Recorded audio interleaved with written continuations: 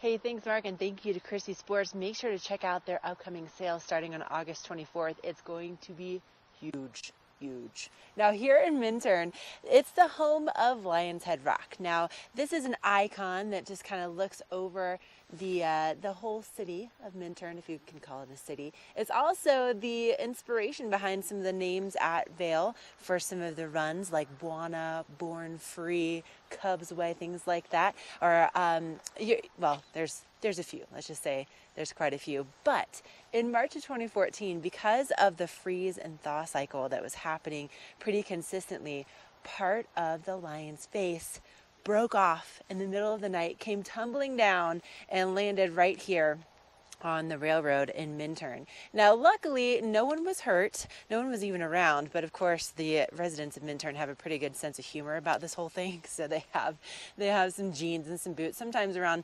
Halloween, some of the Wicked Witch of the West tights will show up. But look at what the impact did to the railroad. Now, this railroad has not been in use since 1997. So really, it wasn't a huge deal that it busted up the railroad, because it hasn't been used. But look at like these beams.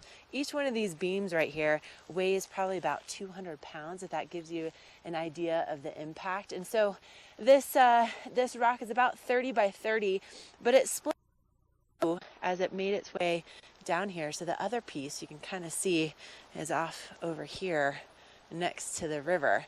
But really amazing just to see what kind of damage it caused here on the railroad.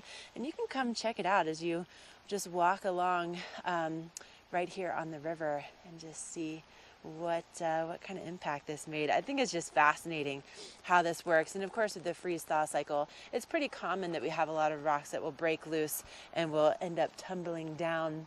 And there's quite a few that are along the railroad tracks, just none this big and none with this kind of damage.